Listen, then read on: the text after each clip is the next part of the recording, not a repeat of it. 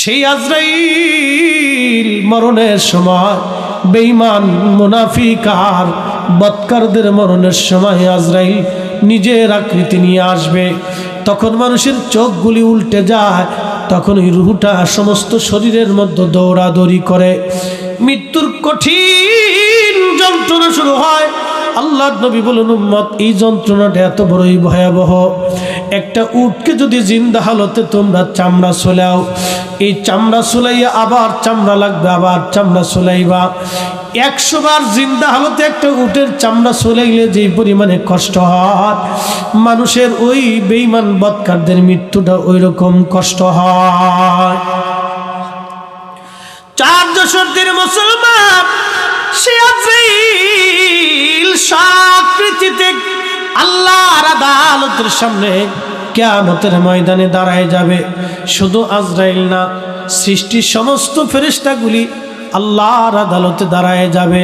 সেই দিন আল্লাহর সামনে সিজদায় পড়ে থরথর থরথর করে কাঁপতে থাকবে। কতদিন পার হবে? কোরআন বলতেছে, তাহারুজুল মালাইকাতু ওয়ার রূহু ইলাইহি ফি ইয়াউমিন কানা মিকদারুহু 50 আলফ সানা।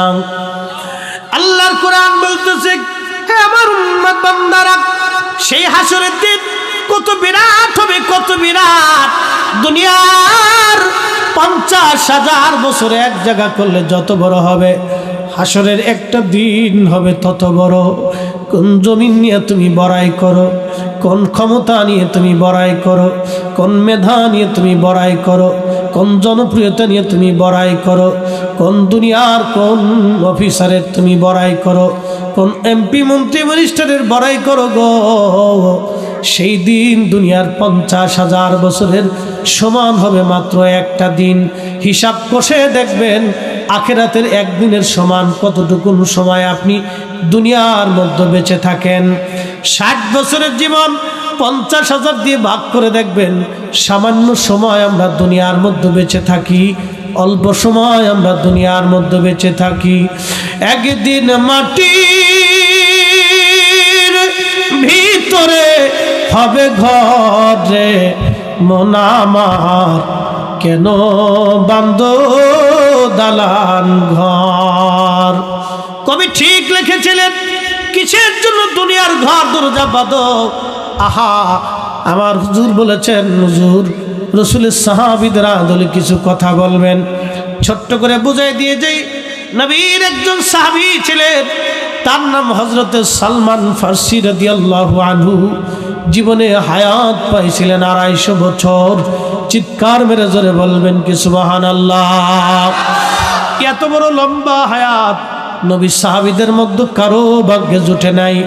আল্লাহর নবী দুনিয়াতে যেই সময় তশরিফ রাখবেন তারও 200 বছর আগে প্রায় তার জন্ম হয়েছিল। সালমান ফারসির বাড়ি ছিল বর্তমান ইরান দেশে। সালমান ফারসির বাবা ছিল আগুনের পূজারী, এরা আগুন পূজা করত। বিরাট বড় সম্পদের মালিক। বাবা সবসময় পায়ের মধ্যে শিকল বেঁধে রাখতো সালমান ফারসির, যাতে ছেলেটা হারায় না যায়, পালিয়ে না যায়। একদিন সালমান ফারসি বলেন, আব্বা জান, আপনি যদি আমাকে শিকল দিয়ে বেঁধে রাখেন তা আমাকে এই সহায় সম্পদ, আপনার এত বড় জমিদারি কে দেখবে? আপনি আমাকে ছেড়ে দেন, জমিদারি বুঝাই দেন। বাবার সন্তানের কথায় বাবা রাজি হয়ে গেল। সালমান ফারসি বলেন, ওইখান থেকে আমি বাবার কাছ থেকে পালাইলাম। এক ধর্মযাজক খ্রিস্টান ঈসা আলাইহিস সালামের ধর্মের অনুসারী পাদ্রীর কাছে আমি কালমা পড়লাম। তার খেদমতে কাটাইয়া তার মৃত্যুর সময় তার কাছ থেকে জিজ্ঞাসা করলাম, কোথায় গেলে আমি আল্লাহ পাবো? তিনি আরেকজন পাদ্রীর ঠিকানা দিলেন। আমি তার গির্জায় 30 বছর কাটাইলাম। এইভাবে গির্জায় ঘুরে আমার প্রায় 200 বছর পার হয়ে গেল। শেষ পাদ্রী যখন মারা যাবে তখন বললাম, হুজুর আপনি তো মারা যাবেন। জীবনের প্রায় 200 বছর ধরে আমি পাদ্রীর গির্জায় ঘুরেছি আল্লাহ পাওয়ার জন্য, কিন্তু আল্লাহ পাই নাই। এখন বলেন বাকি জীবন কোন পাদ্রীর কাছে কাটাবো বলেন? ওই পাদ্রী আমাকে বলল, সালমান তুমি চিন্তা করো না, তাওরাত আর জবুর ইনজিলের বিধান আইন অনুযায়ী আমি যতটুকুন বুঝেছি জানলাম, আখিরি নবী রাহমাতুল লিল আলামিন ধরাধামে তশরিফ এনেছে। বলে বলেন কি হুজুর, তাহলে ওই নবী কোথায় গেলে পাবো? বলে বেশি বেশি খেজুরের বাগান। যেই দেশে ওই দেশে নবী পাবা, নবীর মধ্যে 3টা গুণ থাকবে। 1 নাম্বার হাদিয়া খাবে, 2 নাম্বার দান সদকা খাবে না, 3 নাম্বার পিঠ মুবারকের মধ্যে নবুয়তের মোহর থাকবে। যদি পাও ওই 3টা নিদর্শন, তাহলে ওই নবী চিনবা, উনি আখিরি নবী। ওই নবীর পরে আর কোনো নবী দুনিয়াতে আসবে না। সালমান, তুমি যাও খুঁজো, ওই নবী যদি পাও তো আল্লাহ পাইয়া যাইবা, আখিরাতের মুক্তির রাস্তা তোমার হয়ে যাবে। সাহাবীরা নবী পাওয়ার জন্য কি পরিমাণে কষ্ট করছে, আর আমরা মসজিদে নামাজ পড়ি, হুজুর ওয়াজ করে, ওয়াজ মজা লাগে না? ওয়াজ বুঝি মজা লাগে না? কত বড় ধমক! ইমাম সাহেবের বেতন কত? 4,000, 5,000, 10,000, 8,000, তাও বেতন। ওরে বাপরে বাপ! একজনে বিড়ি খায়, একটা বিড়ির দাম কত? পরিসংখ্যান দিই, মনে কিছু নিয়েন না। একটা বিড়ির দাম কত কমছে? 20 টাকা, 10 টাকা, 5 টাকা। 5 টাকা বিড়ি পাওয়া যায় না? আগে ওই আমার বাড়ি জোন খাটতো, তখন ওই জোনেরা তো বিড়ি খায়। তা আমার বিড়ি আনতে পাঠালে তখন 3.5 টাকা দিয়ে, 2.5 টাকা দিয়ে 1 প্যাকেট পাওয়া গেছে 25টা। তেন হেঁটে তো আর নাই এখন। এখন তার শেষ। আমি তো আর জমি জমান দেখি না, আমি ঢাকায় থেকে করতে পারি। 2.5 টাকায় 1 প্যাকেট বিড়ি পাওয়া গেছে, সোনালি আনসার। এটার বিড়ির দাম 25টা বিড়ি। তা আমি এক মুরব্বির জিজ্ঞেস করলাম, কাকা বিড়ি কয়টা লাগে? কয় 60টা লাগে। আমি বাপরে বাপ, আপনি জিন না মানুষ? যা কন বিড়ি খাইতে হবে, খান, বর্তমানে খান, খান যতক্ষণ খায়, যদি বেহেশত পান তো যান, আর কি করবেন? তো চিন্তা করে, এরকম লোকও আছে বিড়ি খায়। তো একটা বিড়ির দাম 5 টাকা। যদি প্রত্যেক দিন তার কারো 10টা বিড়ি লাগে, তো অন্তত 50 টাকা। তো পানে বিড়ি সাথে একজন মানুষের 50 টাকা খরচা শেষ। মাসে চলে গেল 1500 টাকা। তো 1500 টাকা সে খরচা করে বিড়ির পিছনে, পানের পিছনে।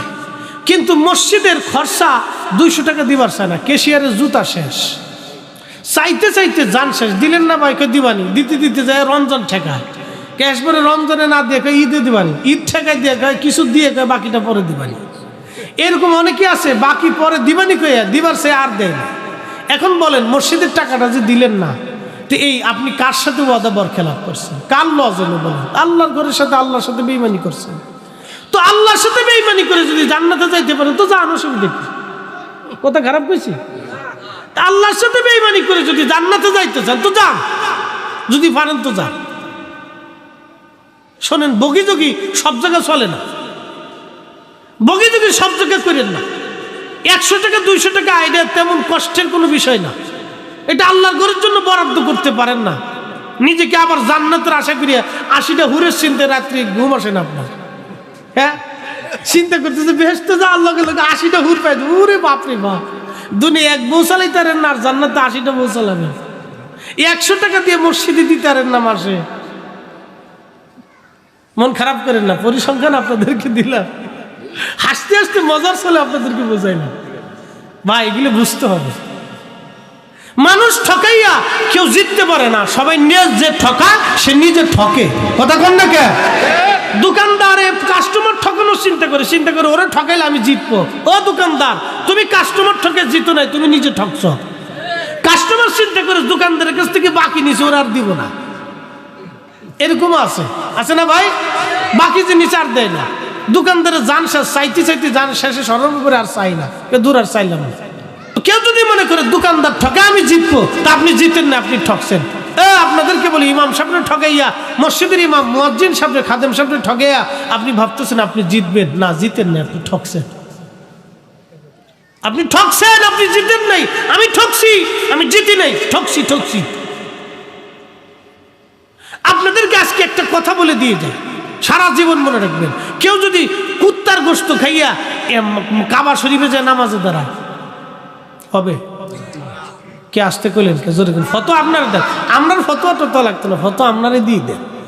বলেন, কেউ যদি শুয়োরের গোশত খাইয়া মাকাম ইব্রাহিমে যায় একবারে সারা রাত্র নামাজ পড়ে, হবে না? জোরে কর না কেন, হবে না? কেউ যদি মানুষের হক মেরে দিয়ে কাবায় যাও হজ করে, হজ হবে না? কেউ যদি সুদের টাকার ঘুষের টাকা দিয়ে কাবা শরীফে যায় উটের গোশত খাইয়া মাকাম ইব্রাহিমের নামাজ পড়ে, হবে না?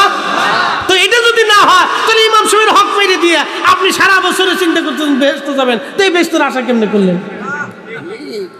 কি কথা করলেন? কে বুঝে যাওয়ার দরকার, বুঝার দরকার ভাই, মন খারাপ করেন না। আপনার 100 টাকা হয়তো আপনার তেমন লস হবে না, কিন্তু আল্লাহর ঘরের জন্য বরাদ্দ। তো আপনি এই জন্য আমরা আকাবিররা জিকির করাইতেন, পীর মাশায়েখরা জিকির করাইতেন। কেন জানেন? আল্লাহ আল্লাহ আল্লাহ আল্লাহ আল্লাহ আল্লাহ আল্লাহ আল্লাহ জিকির করতে করতে করতে কাজে কর্মে আল্লাহ, ব্যবসায় আল্লাহ, হাঁটতে আল্লাহ, চলতে ফিরতে আল্লাহ। যখনই আল্লাহ স্মরণ আসে তখন বান্দার গুনার কাজ করতে পারে না। কথা ঠিক কিনা? এই জন্য জিকির আপনারা অত্যধিক পরিমাণে করবেন। এগুলো আপনারা করবেন, বাড়িতে বসে করেন, ঘরে বসে করেন, ফজরের নামাজের পরে করেন, মাগরিবের পরে করেন, যার তার সবে কোনো জিনিস শেষে অত্যধিক পরিমাণে আল্লাহ আল্লাহ আল্লাহ জিকির, সুবহানাল্লাহ, আলহামদুলিল্লাহ, লা ইলাহা ইল্লাল্লাহ, আপনার যে জিকিরটা আপনার কাছে সহজবোধ্য মনে হয়, ভালো লাগে, ওইভাবে আল্লাহকে ডাকতে থাকবে। তাতে আপনার কাল চিন্তা হবে, ফ্রেশ হবে। আল্লাহ আমাদের সকলকে কবুল করুক, বলে না আমিন। কষ্ট হচ্ছে? একসাথে সবাই জোরে বলি তো আল্লাহু আকবার। আমরা সর্বশ্রেষ্ঠ জাতি, কতক্ষণ ঠিক কিনা? আমরা বলছি না আল্লাহ বলছে? আল্লাহ কোরআনে আরাকে আল্লাহ বলছে, ওয়ালতাকুম মিনকুম উম্মাতুন ইয়াদউনা ইলাল খায়রি ওয়া ইয়ামুরুনা বিল মা'রুফি ওয়া ইয়ানহাউনা আনিল মুনকার। আল্লাহর কোরআন বলতেছে আমার বান্দাদের মধ্যে এমন একদল বান্দা থাকবে যারা মানুষদেরকে আল্লাহর দিকে ডাকবে। সবাই না, একদল থাকবেই যারা সবসময় মানুষদেরকে আল্লাহর দিকে ডাকবে, ভালো কাজের দিকে ডাকবে এবং খারাপ কাজ থেকে তারা ফিরায় লাগবে। সেই যারা ডাকবে তারা আলেমুল আমারা, আউলিয়াত কিয়ানু জাবানু কাবা, আল্লাহর ওলি সকল। তারা মানুষদেরকে সবসময়ের জন্য আল্লাহর দিকে ডাকতেন, আল্লাহর পথে ডাকতেন, এখনো ডাকতেছেন, আগামীতেও ডাকতে থাকবে। কারণ আল্লাহর কালাম কখনো মিথ্যা হবে না। কিয়ামত পর্যন্ত এক জামাত মানুষ সবসময় মানুষদেরকে আল্লাহর দিকে ডাকতে থাকবে, আল্লাহর দিকে ডাকতে থাকবে। আমার সমাজে আবার বহু পীর আছেন যারা নামাজ রোজা করে না, শরীয়তের ধার ধারে না, বাজার, এগুলো পীর না, এগুলো হলো শয়তানের দালাল। মুসলমান, বাজার থেকে আপনি আম, জাম, কলা, কাঁঠাল যা কিছুই কিনেন না কেন, এটা ভেবে চিনতে কিনেন। যদি কাপড় চুপড় যাচাই বাছাই করে এত কিছুই সদাই করলেন, তাহলে আখিরাতের সদাইটাও বাবা দেখে শুনে করা লাগবে। কি কথা কন? এটাও বাজান দেখে শুনে করাটা আপনার আমার দায়িত্ব। বলে হুজুর বুঝি না, বুঝেন না কেন? বিয়ে করছেন এই সময় বুঝলেন। বাজারে কদু কিনতে গেছেন, কদুরে খামসাইতে খামসাইতে কদুর জান শেষ। কদু ডাক দেখে খামসাও কে, সিমটাও কে, কদু খামসাও কে, মালিককে তোরে যে খামসাবো না দেখে তো কিনা লাগবে, তুই জালি না বাতি। দুনিয়ার কদু কিনতে যে কদুর যদি জান শেষ করে ফেলেন খামসায় খুসাই খুসাইয়া, তাহলে আখিরাতের বাজার করার জন্য আপনাকে দুনিয়ায় বুঝে সুঝে বাজার করা লাগবে। কথা কর, এটাও বুঝে সুঝে আপনারা করতে। এক বাক্যে শেষ, এত ওয়াজ করার দরকার নেই। যারা বুঝে তারা অল্পতে বুঝে। ওয়াজ করলে কি লাভ, শুনলে কি লাভ? লাভ হবে তার আমলে, আমলেও লাভ হবে না নবী প্রেম না থাকলে দিলে। কথা কোন ঠিক কিনা? নবী প্রেম থাকলে দিলে লাভ হবে কম, আমলে ওয়াজ সুপারিশ করবেন নবী রোজা হাসরের ময়দানে। জ্ঞানী যারা বুঝে তারা শুধু ইশারায় নাদানের বুঝাইতে পারে আসে কে কোথায়। জ্ঞানীর মতো জ্ঞানী হলে অল্প কতই বুঝে, কচুর মতো কচু হলে অল্প জালে সিজে। সালমান ফার্সির কথা বলছিলাম, কত কষ্ট একটা কালেমার জন্য উন্ডা করেছিলেন। উনি বলতেছেন দুনিয়ার মানুষ তোমরা শোনো, আমি ইরান থেকে রওনা দিলাম, অনেক বড় লম্বা ওয়াজ, মুক্তাসার করে শেষ করতে হবে। উনি বলতেছেন আমি ইরান থেকে রওনা দিলাম, রওনা দেওয়ার পরে ইরাকের মরুভূমির মধ্যে যখন আসলাম তো ডাকাত দলের আমার ধরে নিয়ে ইরাকের কুফার বাজারে উঠাইছে বিক্রি করার জন্য। এখন যেমন মানুষ হাটে বাজারে কেনা বেচা হয় আগের জমানায়, এখন যেমন গরু ছাগল হাটে বাজারে কেনা বেচা হয়, আগের জমানায় মানুষ ওইভাবে কেনা বেচা হতো। হাই হাই হাই, কত নিকৃষ্ট জমানা ছিল চিন্তা করে। আমার দেশের বেটিরা স্বাধীনতার জন্য লাফালাফি করে, নারী স্বাধীনতা চায়, নারীদেরকে জীবন্ত কবর দিচ্ছে। এক সাহাবী বলতেছে ইয়া রাসূলুল্লাহ আমি 8টা কন্যা সন্তান জীবন্ত কবর দিচ্ছি। আহা, কল্পনা করতে পারবেন আপনার একটা মেয়ের থাপ্পড় দিলে পরে আপনার কলিজার ভিতরে পুরে কি বাবা, কথা কন না কেন? পুরে না? আপনি মারছেন, অপরাধ করছে, আপনি একটা থাপ্পড় দিলেও পরে আপনার অন্তরে ব্যথা লাগে, অন্তরের ভিতরে ব্যথা লাগে যে আপনি সন্তানটাকে পিটাইছেন, মারছেন, ভাল লাগতেছে না, ওরা আদর না করলে, চকলেট না খাওয়াইলে, ওই বিস্কুট না খাওয়াইলে আপনার আর ভাল লাগতেছে না। মেয়েটারে মারছেন, যেখানে যান যত দূরে যান অশান্তি লাগতে থাকে, কলিজার ভিতরে ব্যথা লাগতে থাকে। এই ব্যথা কাউরে দেখানো যায় না। আরে একটা সন্তানকে থাপ্পড় দিলে যদি ব্যথা লাগতে পারে তাহলে আপনার মনটা কত নরম। আর সেই জমানায় মানুষের হৃদয় এতই পাথর ছিল যে 8টা সন্তানকে কবর খুঁজছে, জীবন্ত কবর দিছে, ব্যথাই লাগে না। আহা, ওইখান থেকে আল্লাহর নবী আমরারে উঠাইয়া নারী জাতির এমন ইজ্জত দিছে। আল্লাহর নবী বলে গেল একটা মেয়ে একটা জান্নাত। আর যে মেয়েটা জান্নাত শুধু না, ওই নারীর পায়ের নিচে সন্তানের বেহেশত। কি মর্যাদা আল্লাহর নবী দিয়ে গেছে। মুসলমান হযরত সালমান ফারসি রাদিয়াল্লাহু তাআলা আনহু বলতেছেন ইরাকের বাজারে, কুফার বাজারে আমার যখন উঠাইলো কেউ আমার দাম জিজ্ঞেস করে না। আমি বৃদ্ধ মানুষ, চুল দাড়িগুলি একেবারে সাদা, চামড়াগুলি আমার ঘুষিয়ে গেছে,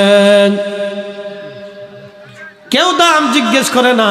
চিন্তাই সারাটা দিন আমার হাত পা বাঁধা, ক্ষুধা লেগে গেছে, আমি ক্ষুধার্ত, খাবারও দেয় না ওরা, পিপাসাক্রান্ত, পানিও দেয় না। সন্ধ্যাকালীন এক ইহুদি ডাক দে বলো, ডাকাত দলেরা তোমরা এই লোকটাকে ধরে নিয়ে আসছো, বলো এই লোকটার দাম কত? ওরা বলল দেখেন বুড়া মানুষ ধরিয়া এনে বিপদে পড়ছি, কেউ দাম টাম জিজ্ঞেস করে না, যা মন চায় তা দিয়ে আপনি নিয়ে চলে যান। ওই ইহুদি আমাকে কম মূল্যে কিনে নিয়ে নিল, সুদূর ইরাক থেকে রওনা দিয়ে মদিনাতুল মুনাওয়ারায় আসছে। আমি তখনও জানি না আমার ভাগ্যে কি আছে, কিন্তু আমার একটাই চিন্তা, আল্লাহ দুনিয়াতে যেন আমি আখিরি নবীর দিদার আমার নসিব হয়ে যায়। আল্লাহু আকবার। এ বান্দা যা নিয়ত করে আল্লাহ তাই দেয়, বান্দা যা নিয়ত করে আল্লাহ সেটা দেয়। ভালোটা করলে ভালোটা দেয়, চুরি করবার ছেলে চোর খালি কান দেখে আল্লাহ ধরা যেতে না পড়ি, আল্লাহ ধরা যেতে না পড়ি। এক চোরে গেছে চুরি করার লেগে, তো গ্যারাজ তো ধরে ফেলছে, দৌড়ে কায়দা মতো কিলিতেছে। তখন গ্যারাজ তো চোরে কয়, এই গ্যারাজ তো আমার মারো কে? মারবো না, তুই চুরি করতে আসিস, তোর সুমামু তো তা আমি কি চুরি করতে আসি? আমি কি এমনিতে আসি? আল্লাহর হুকুম ছাড়া বলে গাছের পাতা নড়ে না। তো আমি যে চুরি করতে আসি এটা তো আল্লাহর হুকুমই আসছি। চোরের দলিল কি দেখছেন?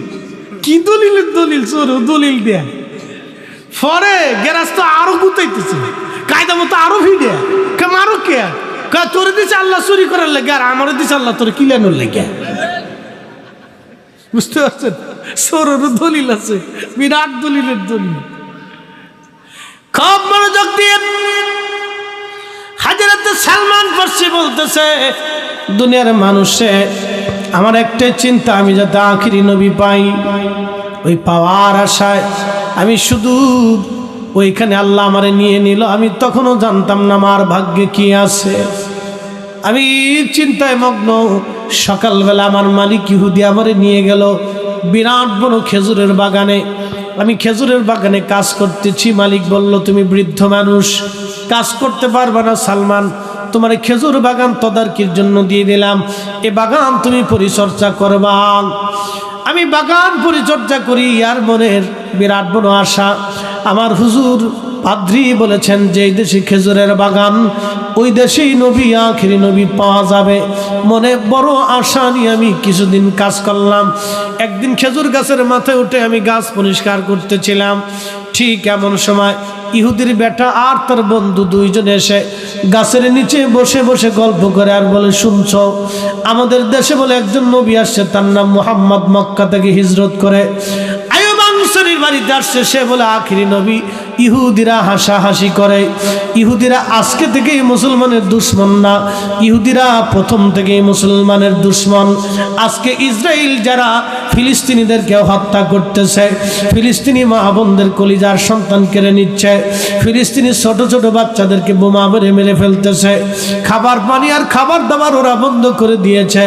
বাজান, হামাসের যোদ্ধারা আজ ফিলিস্তিনের পক্ষে, ইহুদিবাদ ওই জালিমদের বিরুদ্ধে যারা লড়াই করতেছে, ভাইজান খুব মনোযোগ দিয়ে শুনিয়া যান, যারা আজকে ইসরায়েলের বিরুদ্ধে জিহাদ করতেছে ওরাই হলো বর্তমান জমানার সবচেয়ে খাঁটি মুসলমান। কথা কোন ঠিক কিনা? ওরা খাঁটি মুসলমান, আর আমরা পেপসি খাওয়া মুসলমান। পেপসি খাওয়া, বুঝলেন না? পেপসি হলো ইসরায়েলের কোম্পানি। কার কোম্পানি? ইসরায়েলের। বেশি করে খাবেন, যদ্দুর বারে খালি কিনে কার্টুন কার্টুন নিয়ে বাড়ি নিয়ে খাবেন, একবারে ভর্তা বানায় খাবেন, খুব বেশি করে খাবেন, বেশি সোয়াব হবে। 1 টাকাও যদি আপনি পেপসি কিনেন তাহলে মনে করবেন যে 1 টাকা ইসরায়েলে চলে গেল। 100 টাকা দিয়ে একটা পেপসি কিনবেন, ওই 50 টাকা ইসরায়েলে চলে যাবে। ওই 50 টাকা দিয়ে ওরা আমার ফিলিস্তিনের ভাইয়ের বুকে গুলি করবে। আমরা পেপসি খাবো না, কিনবো না, বেচবো না। পেপসি, কোকা কোলা, এই কোকা কোলা, তারপরে নেসলে কোম্পানি, ইসরায়েলের এই কোম্পানির কোনো প্রোডাক্ট আমরা কিনবো না, খাবো না, বেচবো না ইনশাল্লাহ। কথা বলে ঠিক না? ঠিক। আল্লাহ কবুল করুক, বলে না আমি। শুয়োরের গোশত যেরকম হারাম মনে করবেন, উগার পণ্য এরকম হারাম মনে করবেন। যদিও আল্লাহ হালাল করছে, তারপরে নৈতিকতার কারণে জিহাদের ভিত্তিতে এটা আমাদের জন্য না জায়েজ। কথা কোন ঠিক কিনা? এটা খাওয়া যাবে না, ওদের ধরা যাবে না, শোয়া যাবে না। এক কথা শেষ। যারা দোকানদার আছেন বেচবেন না, না ভাই ওগুলো বেচা টেচার টাইম নেই, হ্যাঁ ওগুলো ছাড়িয়ে দিবে। এটা আমাদের ইমানি দায়িত্ব, জিহাদি দায়িত্ব। এই সামান্য একটু ত্যাগ যদি করতে পারে, কিয়ামতের ময়দানে কিছু না কিছু আল্লাহর কাছে জবাব দেওয়া যাবে। ইব্রাহিম আলাইহিস সালামের এই আগুনে ইব্রাহিম আলাইহিস সালামরে ফালাইছে, তো নমরুদের আগুনে জ্বলতেছে, ইব্রাহিম আলাইহিস সালাম তো জ্বলে না, তো ব্যাঙে দূরতে এই ব্যাঙে ফাঁসাটাতে ঘুরাইয়া সিরিত সিরিত করে পেশাব মারতেছে। তো ব্যাঙের পেশাব মারলে মনে হয় আপনার স্যালো মেশিনের মতো পানি পড়ে, একটু দূর দূর করে পানি সুরুত সুরুত করে বেরোয় না। আল্লাহ ডাক দেখে ব্যাগ করো কি বলে, আল্লাহ পেশাব মারে। পেশাব দিয়ে কি হবে? কি ইব্রাহিমের আগুন নিবে। একসাথে বললেন আল্লাহু আকবার। ইব্রাহিম আলাইহিস সালামের আগুন নিবাও, ওই পেশাবে কি আগুন নিববো? আমি জানি আগুন নিবত না, তো পেশাব সারো কে? বলে আল্লাহ কিয়ামতের ময়দানে তুমি যদি জিজ্ঞেস করো তো জবাব দেবো কি? আমি তো জবাব দিতে পারবো, আমি পেশাব ছাড়িয়ে দিয়ে একটু চেষ্টা করছিলাম। তো আমরাও ফিলিস্তিনের পক্ষে যুদ্ধ করার মতো শক্তি আমাদের নাই, কিন্তু এই পেপসি কোকা কোলা আবি যাবি না কিনে অন্তত আল্লাহর কাছে বলতে পারবো, আল্লাহ আমিও চেষ্টা করছিলাম ওর পণ্য বয়কট করে দিয়া ফিলিস্তিনের পক্ষে দাঁড়ানোর জন্য। কি কথা কন না কে? এই চেষ্টাটাও আমাদের কাজে লাগবে। আমরা ব্যাঙের তরিকায় আছি, ঠিক কি না? ব্যাঙের তরিকায় আছি, আমরা চেষ্টা করতে পারি। আমরা প্রিয় মুসলমান, আমার আবার সময় কম, বুঝছেন না, টাইম বেশি দেওয়া যাবে না, তা খুব মনোযোগ দিয়ে। কথা অল্প, মানে সময় কম, কথা অনেক বেশি। তো হযরত সালমান ফারসি রাদিয়াল্লাহু তাআলা আনহু তিনি বলতেছে, আমি কান পেতে শুনলাম যে আল্লাহর নবী আসছে, আমি খুশিতে আমার অন্তর আত্মহারা হয়ে গেছে, পাগল পারা হয়ে গেছে। আল্লাহু আকবার। আচ্ছা বলেন, যদি এখানে ঘোষণা হইতো যে নবী আইছে, তাহলে কি অবস্থা হইতো? কন যদি শরীয়তে থাকতো আল্লাহ নবী, আল্লাহু আকবার, পাগল হয়ে যেতাম না আমরা যে আল্লাহ রাসূল আসছে। সর্বনাশ, কি খুশি উম্মত। তো খুব মনোযোগ দিয়ে, কোন উম্মত যদি রসুলকে স্বপ্ন দেখে, তাহলে সেই উম্মতের তাহলে কি পরিমাণে আত্মতুষ্টি হতে পারে যে রসুল করিম সাল্লাল্লাহু আলাইহি সাল্লামকে স্বপ্ন দেখে। কিন্তু উম্মত যারা সুদ খায়, ঘুষ খায়, হারাম খায়, শুয়োর খায়, না যায় মানুষ ক্ষতি করে, এরা নবী দেখতে পারে না। বুঝতে পারছেন? যত সেজদা দেন কাম হবেন না, কিন্তু মাকাম ইব্রাহিমে যে কানলেও নবী দেখতে পারবেন না। নবী দেখতে হলে আপনাকে হালালের জীবনে আসতে হবে, হালালের জীবনে আপনাকে আসতেই হবে। নামাজ পড়েন নাই, সেজদা দিয়ে মাফ চাইছেন, মাফ হয়ে যাবে। কিন্তু ভাইয়ের হক নষ্ট করে দিচ্ছেন, আপনি যতই সেজদায় পড়ে কাঁদেন, ভাই মাফ না করা পর্যন্ত আল্লাহ মাফ করতো না। একবারে সাফ কথা, কোনো বাকি ঝুঁকি নেই, কোনো ফাঁকি ঝুঁকি নেই কথা, একবারে ক্লিয়ার কাট কথা। ভাই মাফ না করা পর্যন্ত আল্লাহ মাফ করবেই না। মারে কষ্ট দিচ্ছেন, মায়ে মাফ না করা পর্যন্ত আল্লাহ মাফ করবেই না।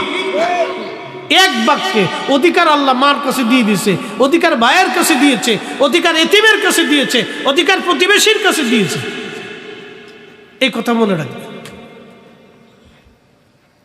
এই জন্য যদ্দূর পারেন অহন্তে গন্ডগোল ফাসাদ করবে, অসুবিধা নেই, না কি কর, সুযোগ নেই। প্রিয় মুসলমান,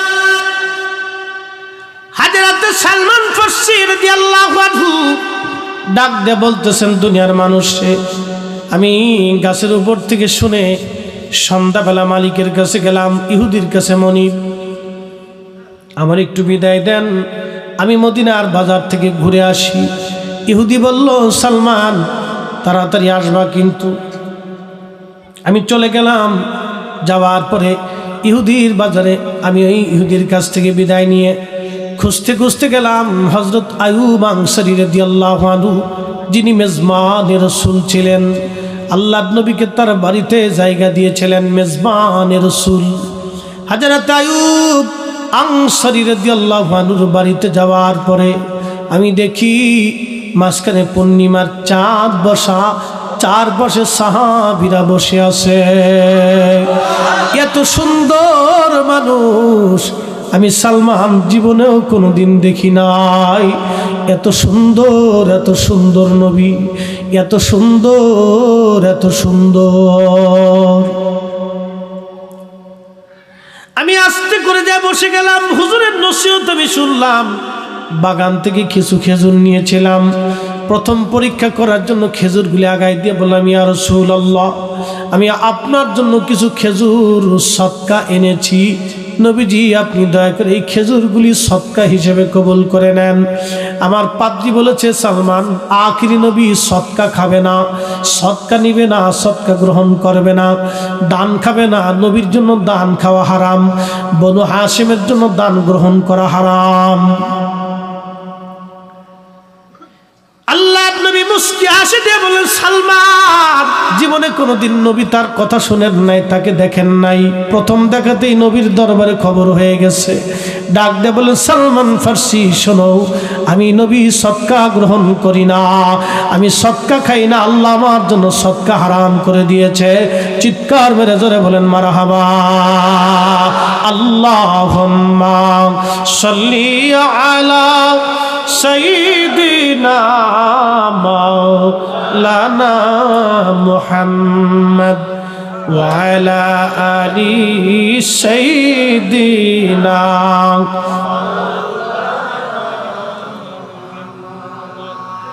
তেলের গাড়ি তেলে চলে, হাওয়ার গাড়ি হাওয়ায় উড়ে, বিনা তেলে চালায় গাড়ি নবী সুলাইমান। আমরা সেই মুসলমান, আমরা সেই মুসলমান।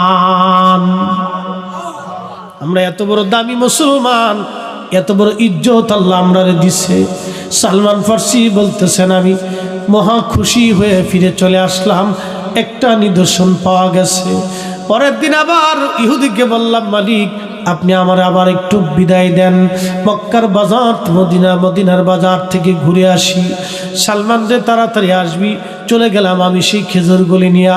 আজকেও রসুল করিমের দরবারে চলে গেলাম, যাইয়া দেখি নবীজি বসে আছেন, চারপাশে সাহাবীরা, আমি চুপচাপ বসে আছি। কথাবার্তা শেষ, নসিহত শেষ হয়ে যাওয়ার পরে খেজুরগুলি আগাই দিয়ে বললাম, ইয়া রাসূলুল্লাহ, আজকে আপনার জন্য এইগুলো আমি হাদিয়া আনছি।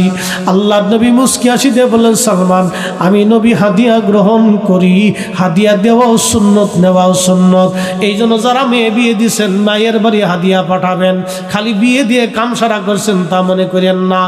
আল্লাহর নবী প্রত্যেক দিন ফাতেমার ঘরে খাবার সংবাদ নিতেন, খোঁজ নিতেন, বাড়িতে ভালো রান্না হলে ফাতেমার ঘরে পাঠাইতেন। আমরা মেয়ে বিয়ে দিছি, 1 বছরের খোঁজ খবর নেই না, এই জন্য মেয়ের জামাই সম্পর্ক নষ্ট হয়ে যায়।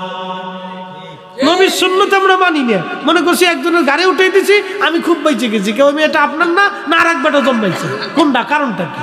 হ্যাঁ, ওটা তো আপনার কলিজার সন্তান, আপনার ছেলে যা পাবে তার অর্ধেকও পাবে, কি কথা কন না কেন?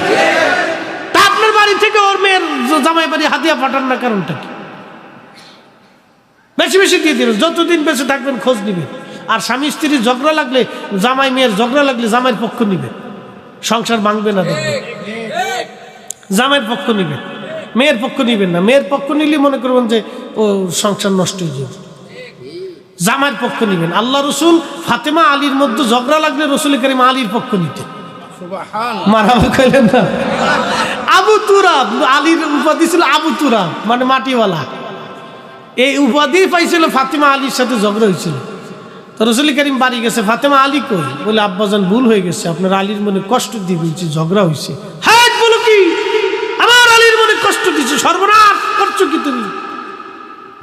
মেয়ের ধমকায় টমকায়, আমার আলী কই? বলছে কোথায় গেছে বলতে পারি না। খুঁজে খুঁজে এসে দেয় মসজিদে নববীতে মাটির মধ্যে শুয়ে রয়েছে। মারহাবা কইলেন না? শোনেন, বেশি রাগ হয়ে গেলে দাঁড়ায় থাকলে বসে যাবেন, বসে গেলে শুয়ে পড়বেন। খাটের মধ্যে শুয়ে না, মাটির মধ্যে শুইতে, খাটে না মাটিতে শুইতে। মাটির সাথে দেহ লাগার সাথে সাথে আল্লাহি বিল্লাহি তাল্লাহি আপনার শরীরের রাগ মাটির সাথে মিশে যাবে। আল্লাহ রসুল 1450 বছর আগে কি যে মেডিসিন দিয়ে গেছে, আমরা যদি মানতাম তো মানুষ হয়ে যেতাম। একবারে দামি মেডিসিন দিয়ে গেছে, এক মাটির মধ্যে শোয়ার সাথে সাথে আপনার মন একবারে মাটির সাথে মিশে যাবে, দেখবেন রাগ একটু থাকবে না। তালিরে দিল মাটির মধ্যে শুয়ে রয়েছে, নবীজি হাত ধরে টানে, কি আবা তোরা, ও মাটিওয়ালা উডো উডো উডো, মারহাবা কর। তো স্বামী স্ত্রীর ঝগড়া লাগলে, জামাই মেয়ের মধ্যে ঝগড়া লাগলে জামাইয়ের পক্ষ নিবে, মনে রেখে নিতে। এগুলো আমাদের জানার দরকার, বুঝার দরকার, এর শিখার দরকার আছে। হাজরাতে সালমান ফারসি বলেন, আমি হাদিয়া দিয়ে খুশি, কিন্তু নবুয়তের মোহর আমাকে দেখতে হবে। নবুয়তের মোহর দেখার জন্য আমি পরের কয়েকদিন পরে, রাত্রিবেলা তো হবে না, দিনে আসতে হবে। দিনে আসার জন্য এখন তো মালিকের কাছে বিদায় নিলে সে সন্দেহ করবে। আমি কাজ ফাঁকি দিয়ে দিনের বেলা পালায়া পালায়া আল্লাহর নবীর মজলিসে এসে দেখলাম আল্লাহর নবী বসা সাহাবীরা সামনে, আমি চুপচাপ রসুল কারীমের পিছনে বসলাম। আল্লাহর নবীর দরবারে খবর হয়ে গেল, আল্লাহর নবী পিঠ চুলকানোর নাম দিয়া কাপড় উঠাইতে লাগলেন। উঠাইয়া পিঠ পরিষ্কার করে দিলেন। আমি দেখলাম পিঠের মধ্যে নবুয়তের মোহর ঝলমল করে। পিছন দিক থেকে জাপটে ধরে নবীর নবুয়তের মোহরের মধ্যে চুমা লাগাইতে লাগলাম। সাহাবীরা ছুটাইতে গেছে। আল্লাহর নবী বলে, সাহাবীরা ছাড়ো, সালমান ফারসির 200 বছরের মনের আশা পুরা হয়ে গেছে। আমি বললাম, হুজুর আর দেরি না, আপনি জবানে জবান মিলে কালেমা পড়ে দেন, লা ইলাহা ইল্লাল্লাহু মুহাম্মাদুর রাসূলুল্লাহ সাল্লাল্লাহু আলাইহি ওয়াসাল্লাম। কালেমা পড়ে আমি চলে গেছি। ইহুদি বাগানের মধ্যে পালায় রয়েছে। আমি ঢোকার সঙ্গে সঙ্গে ইহুদি বলল, সালমান কোথায় গিয়েছিলি? আমি বললাম, মনিব মুসলমান মিথ্যা বলে না, আমি নবীর দরবারে যে কালেমা পড়ে মুসলমান হয়ে গেছি। আমি বৃদ্ধ মানুষ, ইহুদি আমাকে এমনভাবে মারতে লাগলো, চাবুক দিয়ে পিঠায় পিঠে আমার চামড়াগুলি উঠে যাইতে লাগলো। খাবার দাবার বন্ধ করে দিল, মাঝে মধ্যেই মারে, মাঝে মধ্যেই পিঠায়। আমার এই যন্ত্রণা আর সহ্য হয় না। আমি নবীর দরবারে বললাম, হুজুর আমি একজন 200 বছরের বৃদ্ধ মানুষ, এইভাবে মারতে মারতে তো আমাকে মেরে ফেলে দেবে, ইয়া নবী আল্লাহ, আমি এখন কি করব? আমি তো তার গোলাম হয়ে আছি। আল্লাহ নবী বলেন, সালমান তুমি যাও, তোমার ইহুদি মনিবরে যা বলো, কোন বিনিময় কি তোমাকে আজাদ করে দেবে কিনা? সালমান ফারসি রাদিয়াল্লাহু আনহু বললেন, হ্যাঁ আমি মনিবের কাছে গেলাম, যা বললাম, ইহুদি মালিক আপনি কি কোনো বিনিময়ে আমাকে আজাদ করে দিবেন? বলে, হ্যাঁ আজাদ করে দিব, তবে শর্ত হলো 400 খেজুরের গাছ লাগাই দিবা, 1 বছরই 400 গাছে গাছ ফল ধরবে। একটা গাছে যদি ফল না ধরে আর একটা গাছ যদি মারা যায়, তাহলে শর্ত বাতিল হবে, কোনোদিন তুমি আমার গোলামি থেকে আজাদ হবে না, মৃত্যু পর্যন্ত আমার কাছেই তোকে থাকতে হবে। কি কঠিন শর্ত! আমি কাঁদতে কাঁদতে নবীর দরবারে চলে আসছি, হুজুর এত কঠিন শর্ত মানা তো সম্ভব না। 400 খেজুর গাছ একসাথে কখনো বাঁচে না, আর 1 বছর পরে খেজুর কখনো ধরে না। আমি চিন্তায় পড়ে গেলাম, পেরেশানির মধ্যে। আল্লাহর নবী মুস্কি হাসি দিয়ে বলেন, সালমান তুমি কাঁদো না, তোমার মনিবরে যায় বলো তুমি শর্তে রাজি। বলে হুজুর আমার পক্ষে সম্ভব না। আল্লাহর নবী ডাক দিয়ে বলেন, সালমান রে যাও, আমি নবী নিজে হাতে তোমার খেজুরের বাগান লাগাই দেব। আল্লাহু আকবার। এই মদিনায় যদি কোনোদিন যান তো ওই ড্রাইভারকে বলবেন যে সালমান ফার্সির খেজুরের বাগান দেখাই দিয়ে আসো, মানে নিয়ে যাবে। এই বাগান এখনো আছে, আছে না? মাশাআল্লাহ, যে ভাই দেখে আসছে। আল্লাহু আকবার। সে বাগান এখনো আছে, সেই বাগানের ইতিহাস কইতে চাইছে। এই বাগান এখনো আছে, সেই খেজুর গাছ নাই কিন্তু ওই খেজুর গাছের ছাও আছে আর কি। ওই খেজুর গাছের বংশধর আছে। নবীর সেই হাতের খেজুর গাছ নাই, ওটার পরবর্তী পর্যায়ে ছাওটাও বাচ্চা কাচ্চা আছে আর কি। হযরত সালমান ফারসি রাদিয়াল্লাহু আনহু ডেকে বলতেছে ইহুদির কাছে, যায় ইহুদি তোমার শর্তে আমি রাজি আছি, যাও। আল্লাহু আকবার। আমি আমার নবীর শান কিভাবে বলবো? সালমান ফারসি বলতেছেন, ইহুদি আমি রাজি হয়ে গেলাম। আল্লাহর নবী সাহাবীদেরকে বলেন, সাহাবীরা রে তোমরা খেজুর গাছ নিয়ে আসো, সালমান ফারসির বিপদ থেকে উদ্ধার করা লাগবে। 400 খেজুর গাছ আনা হলো, জায়গা নির্বাচন করা হলো, আর ওই পাতু করা হলো। আপনার দেশে বলে পাতু করা আর কি। সেই সালমান ফারসি ইরাকের গভর্নর। অ্যাটেনশন, এই কথাটা বলার জন্য ওনার জীবনের উপর টান দিছি। উনি ইরাকের গভর্নর হলো, 6000 টাকা মাসে বেতন পাইত, 6000 দিনার। উনি বিয়ে শাদী করেননি, কোনো সংসার ওনার ছিল না। বেতন পাওয়ার সাথে সাথে সব টাকা আল্লাহর রাস্তায় দান করে দিতেন। সাহাবায়ে কেরামের রসুল প্রেম এবং তাদের এই জীবন আদর্শ কতটা চমৎকার ছিল তার একটু উদাহরণ ওনার জীবনী থেকে। ওনার বর্তমান মাজার আছে ইরাকের সালমান পার্ক যেটাকে বলা হয়। ওনার পাশে আরেকজন সাহাবীর রওজা আছে, হযরত হুযায়ফা এবং আব্দুল্লাহ আনসারী রাদিয়াল্লাহু আনহু। ওনাদের আরেকটি ইতিহাস আছে, আজকে সম্ভব না, তো খুব মনোযোগ দিয়ে। ওনাদের থেকে আমাদের অনেক কিছু শিকার আছে। সালমান ফারসি রাদিয়াল্লাহু আনহু 250 বছর হায়াত শেষ, অনেক বৃদ্ধ হয়ে গেছে, ইন্তেকাল করবেন তিনি। তো এই সময় উনি খুব কাঁদতেছিলেন, খুব ঢেকসি ছেড়ে ছেড়ে কাঁদতেছে। তো সাহাবায়ে কেরাম বলেন, হুজুর রসুল করিম আপনাকে খুব মহব্বত করতেন, আপনিও রসুলকে খুব ভালোবাসতেন, জীবনের বিরাট একটা অংশ আপনি কাটিয়েছেন, 250 বছর আপনি হায়াত পাইছেন, মৃত্যুর সময় আপনি এভাবে কাঁদেন কেন? আপনার তো শান্ত থাকা উচিত। বলতেছে, আমি কিয়ামতের মাঠে আমার রসুলের সামনে কোন মুখ নিয়ে দাঁড়াবো আমার ভয় হচ্ছে। আল্লাহু আকবার। বলে হুজুর কারণ কি? বলে দেখো আমার কত সম্পদ আজকে জমা হয়ে গেছে। বলে কত সম্পদ, কি হয়েছে?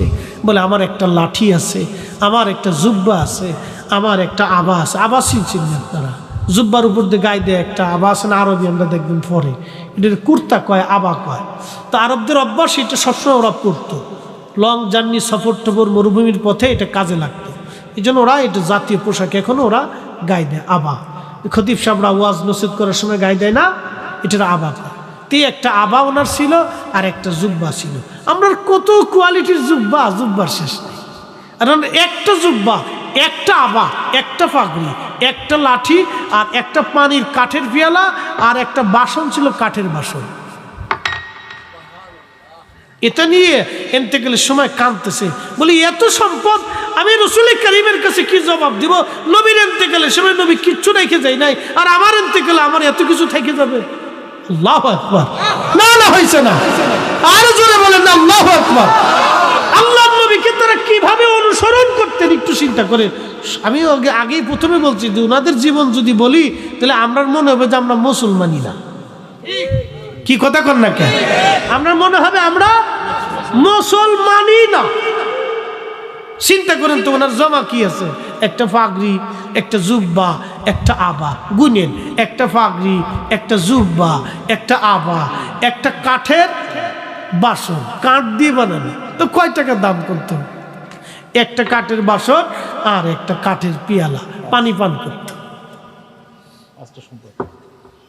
এই তাহলে নিত্য প্রয়োজনীয় জিনিস, এটার জন্য উনি কাঁদতেছে যে আমি রসুলের কাছে কিয়ামতের ময়দানে কোন মুখ নিয়ে দাঁড়াবো, কেমনে দাঁড়াইতে আমি, এত কিছু জমা হয়ে গেল আমার,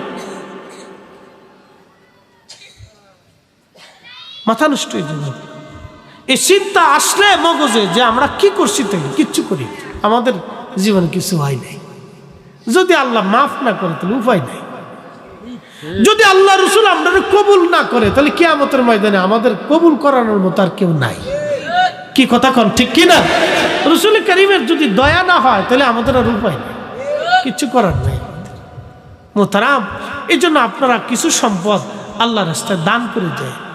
বাপ, এগুলি দুনিয়ার থেকে কেউ কবরে নিতে পারে না। আমার শেষ কথাটা এটাই। সালমান ফার্সি বলল, ও নবীর উম্মতেরা, সাহাবীরা রে, তোমরা আমার ইন্তেকালের পরে তোমাদের কাছে ওসিয়ত করে গেলাম, তোমরা দয়া করে আমার এই সব কিছুকে, আমার কাফনের কাপড়টা বাদ দিয়ে সব আল্লাহ রাস্তায় দান করে দিও। আল্লাহু আকবার, আল্লাহু আকবার। না না, একসাথে বলবেন না, আল্লাহু আকবার। আল্লাহু আকবার ওয়ালিল্লাহিল হামদু, বিসমিল্লাহির রাহমানির রাহিম।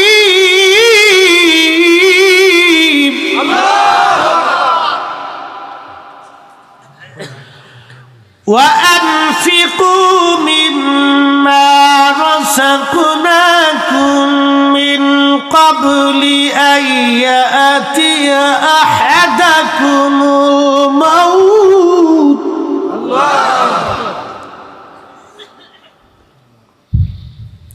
فيقول رب لولا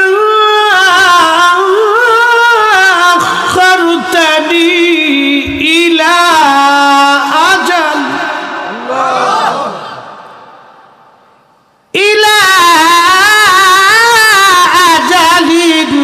قريب فأصدق وأكن من الصالحين।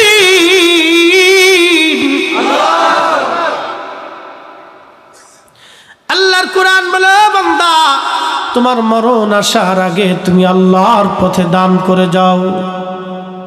মরণ আসার আগে তুমি দিয়ে যাও, মরণ আসার আগে দিয়ে যাও, মরণ আসার আগে দিয়ে যাও।